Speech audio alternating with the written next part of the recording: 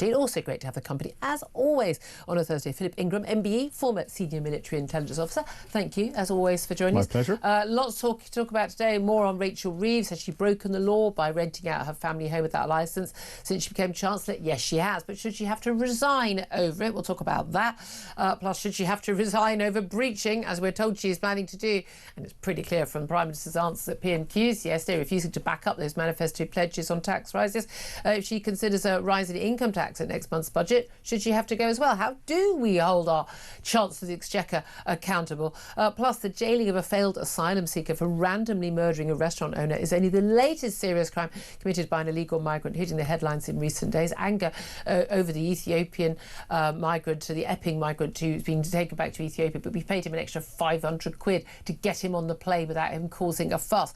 And I think people, frankly, are just saying we have had enough. Plus, we're going to talk about Boris Johnson. He's become the fourth former Conservative Prime Minister to criticise Kemi Badenoch for her very sensible vow to repeal the Climate Change Act and scrap her commitment to reach net zero by 2050. Boris, though, warned the Tories they will not win the next election by bashing the Green agenda. Boris Johnson, you're so wrong about so many things. I mean, genuinely, utterly deluded on this issue. But there we are. Go and have another party and eat some cake. No one cares. But I'd love to hear from you on all the topics we're talking about. But in particular, Tory leader Kemi Badenoch says Rachel Reeves must resign if she raises income tax, national insurance or VAT at the budget. Clear, in black and white manifesto commitment, should she have to go? Well, the Conservatives also say she should go simply over failing to legally rent out her family home when she moved into the flat at in number 10 Dowding Street when she became Chancellor because she didn't get the appropriate licence for doing so in her area. What's your reaction to that? What do you think? Do you agree? Should she have to go? If so, why? If not, why? Give us a call. 0344 499 1000 is the number. Text the word talk and your message to 87222. Get in touch with us on X at Talk TV. All together now. Calls are charged at the national rate. Text costs one standard network rate. Message. Philip Ingram, simple question. Should Rachel Reeves have to go? And if so, why? Yes. There we are. Thank you very much. We're going to break. Well, for a number of reasons. You know, if you make one mistake, it can be put down to carelessness. Her CV. Then we've got fiscal policy and talking about tax rises, and she said it wasn't going to happen. There's another mistake, because there'll be some form of tax rise. Tick. Yeah. 2. Oh, and now, you know, her... And we have to remember that her husband isn't someone who doesn't understand rules and regulations, because he's a second permanent secretary in DEFRA. Between the two of them, they seem to have missed the fact that the rules in the house that they own, that they're renting out, which is not in the constituency that she represents, but she campaigned in that constituency for these very rental licences to be brought in, that they somehow or other didn't realise or didn't ask that they needed it. As I pointed out earlier, you pointed this out to us. I mean, not only, again, Rachel, you need to do detail, especially if you can't remember where you worked. I mean, we shouldn't have too many hopes. Were you an economist? For how long? For which companies? Bank of England, etc. She's a bit muddly when it comes to detail. We know that. But you pointed out, look, she's broken the housing law. And again, I wouldn't have thought that there was such a rule that if you live in certain areas that you have to get a licence to rent out your home. She's gone to a lettings agency. Hello, can you rent out my 4-bed home? 3,200 a month last year. She apparently since September, that's what she's been getting. 38 grand a year, guys. So that's about the average salary in this country, certainly in London, right? So for full-time workers, 38 grand, and that's just getting in rental money. But she found she needed to obtain this rental licence because of the area she lived in. In Southwark, local authority require that private landlords in certain areas obtain a selective licence to rent out their property. She said she was unaware of it. She's applied for the licence now. The bill broke. She wrote to the Prime Minister about it. She referred herself to the standards, investigator. Prime Minister's basically written back within minutes going, no, it's all fine. I accept your apology. He's dismissed calls for investigation and said he was happy the matter could be drawn to a close after consulting his independent ethics advisor, who decided not to launch an investigation. I mean, the Tories aren't happy with that. But here's the thing, as you pointed out, a long time ago, 10 days ago, Rachel Reeves, the Chancellor, on the account, not the Rachel Reeves account on X, but the Rachel Reeves account for Leeds, written by her team, in her constituency, that's who will be writing these tweets. She wrote the following: I welcome Leeds City Council's decision to expand their selective landlord licensing policy to include the Armley area. While many private landlords operate in the right way, we know that lots of private tenants in Armley face problems with poorly maintained housing. This scheme means private landlords in the area will be required by law to obtain a licence for any residential property they are seeking to let and must meet certain standards to ensure the property is safe and in a decent state of repair. Now, it is not feasible that this woman can claim she didn't know anything about these selective licences, because she had campaigned for them in Leeds, in the area where she is an MP. Her team had written about this in her name, and yet didn't occur to her. I wonder if, gosh, shouldn't I double check if that's... double check if it applies to me? I think the lettings agency were at fault for not doing it, but then they'll have clauses saying you are responsible for any legal requirements. It's the same as, when you sell your home or buy your home, you're responsible for everything. I mean, and as you say, her husband works in DEFRA. That's all they do is regulation. Yes. This woman's just not very good at detail. She's not very good at detail, which is why there were questions over some of the claims that she put in when she worked for one of the banks, and she had her parliamentary credit card removed for a period of time. She's not very good at many things. Certainly not being Chancellor. And to be in a position of Chancellor, we have to have someone who is giving confidence to the City of London and to other financial institutions around the world. She has not got that foundation to build confidence on. She has no credibility just based on her own experience, but also even her manner, her demeanour. I mean, they're sitting there in tears the other month as next to the Prime Minister at PMQs. I don't care what personal things have happened. I mean, God, I've gone on air after miscarriages and things, and I'm sorry. I know people who've gone on air and after their mother has died, and things. I mean, you either don't appear or front it out. Or you front it out. Front it out, like a lot, like most people actually have to do in their workplaces every single day. Actually, exactly. when things are going wrong at home. She's just not got any credibility. She will certainly have none if she does go ahead with what we are hearing maybe in the budget. Now, we can't trust any of the kites being flown right now. Justin Urquhart Stewart said, look, don't trust anything. These are Treasury sources saying, oh, we're going to do this, going to do that. A lot of that is about testing the ground. How do people react? And the other thing is also about is basically, oh, God, we're all expecting the budget to be absolutely awful in 4 weeks' time. And then when it's not, it's only a bit awful, not absolutely awful. Everyone goes, we'll all go, wow, thank goodness. I mean, what a great way of running a country, right? It's a standard tactic, and not just Rachel Reeves, but every Chancellor beforehand has tried that sort of thing. Make it sound really, really bad, and then come in as at less bad. But 2p on income tax. Look, a lot of people are saying, well, taxes have to go up. People over there, the rich people, well, there aren't enough rich people and they'll leave the country. So, and all anyone sensible is saying, if you want to seriously raise money, cut the debt, and not have to do massive public spending cuts. And the Prime Minister said there'll be no austerity. At the end of the day, austerity, like just not having a million young people on the dole. I mean, that's not austerity, that's just common sense.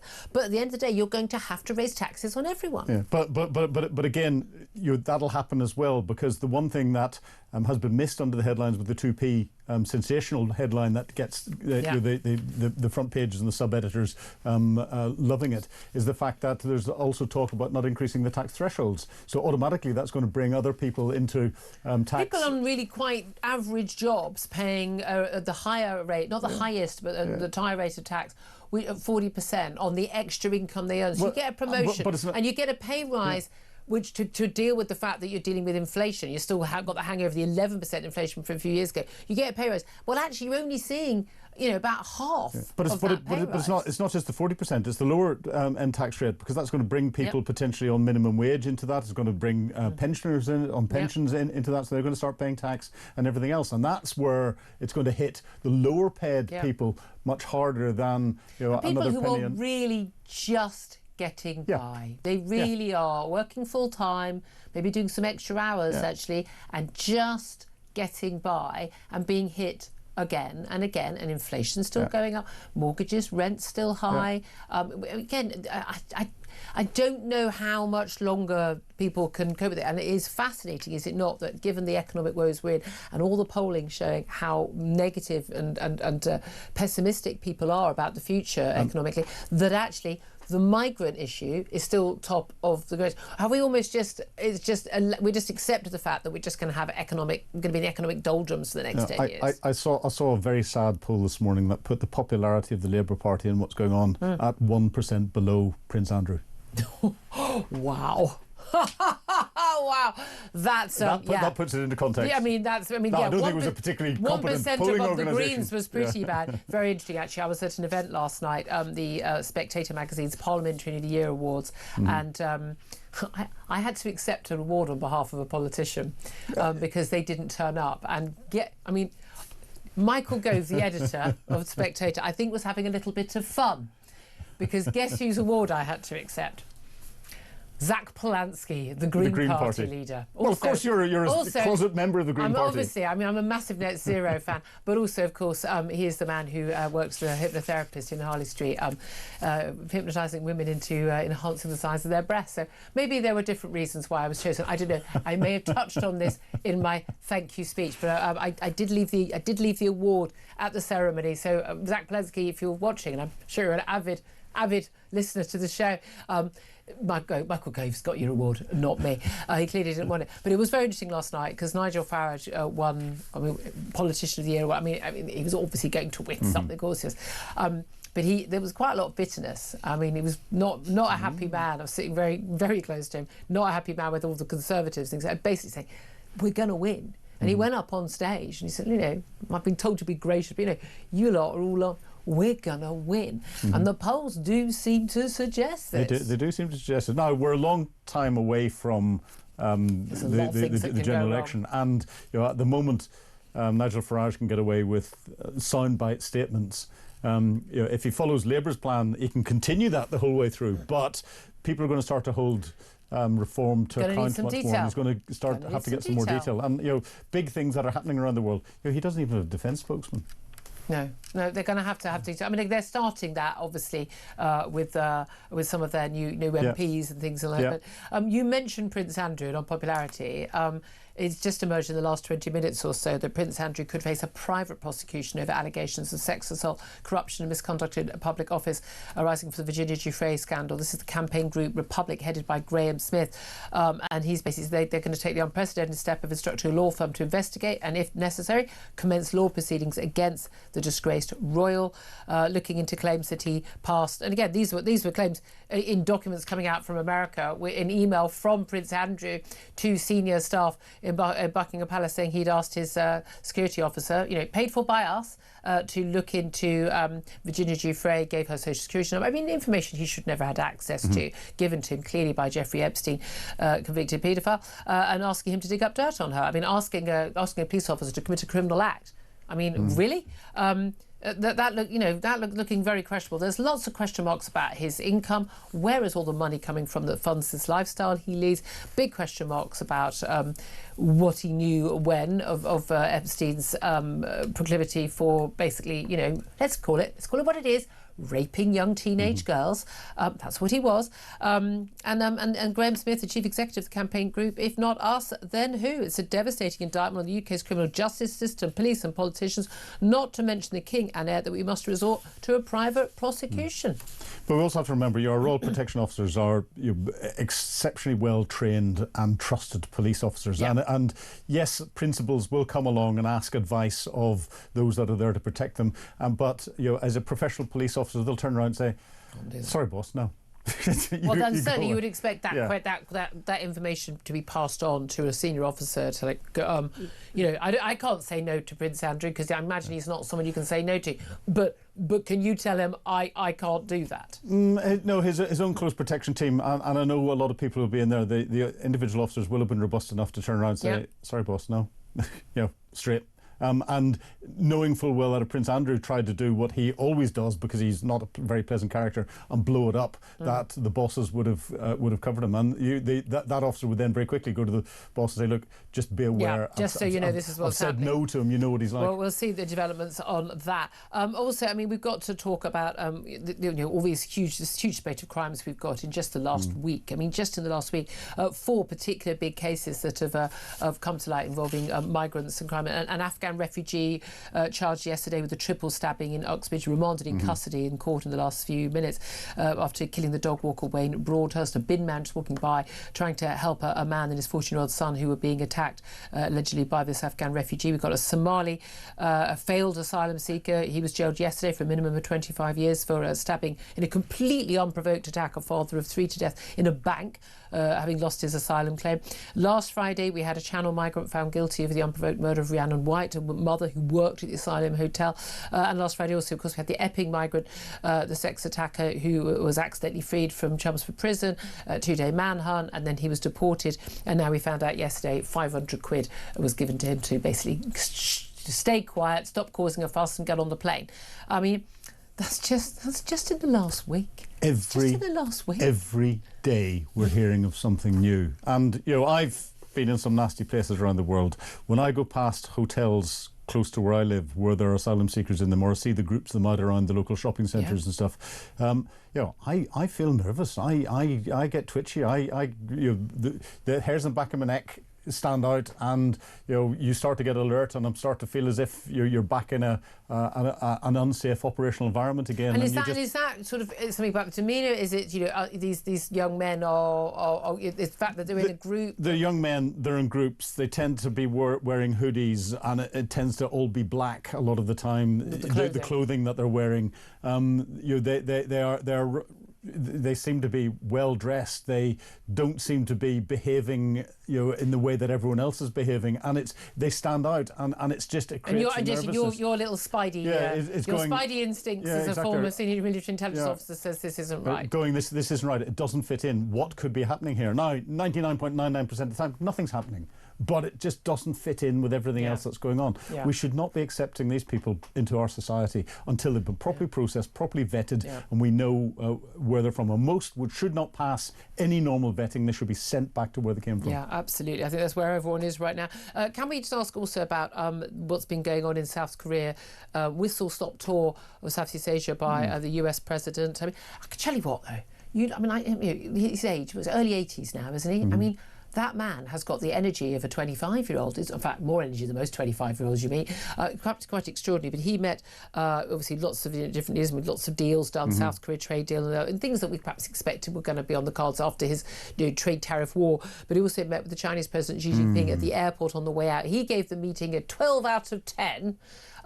When they stood side by side for the cameras, Trump did all the talking. Xi Jinping, I mean, there was the body language. I saw the whole thing. Oh. What do you make of this, and what do you make of what may or may not come out of it?